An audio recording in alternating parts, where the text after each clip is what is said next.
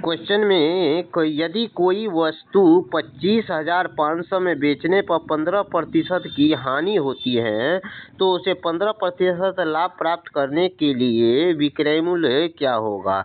तो यहाँ पर 25,500 में बेचते हैं तो कितना प्रतिशत का हानि हो जाता है, 15% का हानि हो जाता है। तो यानी हमको क्रय मूल्य पहले बदलेंगे। तो क्रय मूल्य यहाँ ज्ञात करने के लिए 100 बट्टे में 100 में से 15 घटाएंगे, क्योंकि हानि हो रहा है तो घटाना है। तो यहाँ पर कितना हो जाएगा, तो कितना हो जाएगा, यहाँ पर 100 में से 15 घटाते हैं तो कितना 85 हो गया।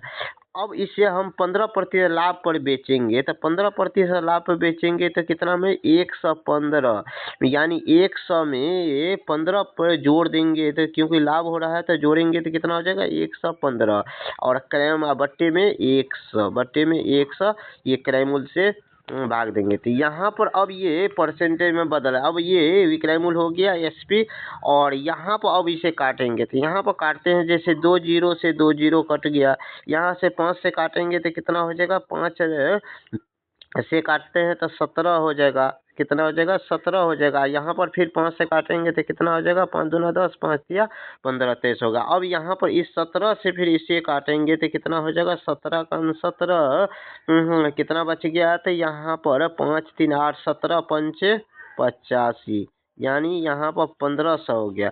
अब इसे 1500 को और यहाँ पर 23 को गुना करेंगे तो कितना हो जाएगा, तो यहाँ पर इस दोनों को गुना करेंगे तो 1500 को और 23 को गुना करेंगे तो यहाँ पर 34,500 हो जाएगा। यहाँ पर 34,500 हो जाएगा, जो ऑप्शन नंबर बी में दिया गया, ऑप्शन नंबर बी में दिया गया है।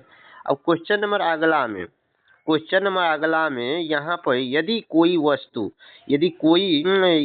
वस्तु को 7200 में बेचने पर उसे कितना 10% की हानि होती है, तो 10% लाभ प्राप्त करने के लिए उसे कितना में बेचना चाहिए थे। इस क्वेश्चन को सोल्व करके और इसका आंसर आप कमेंट में जरूर लिखिए।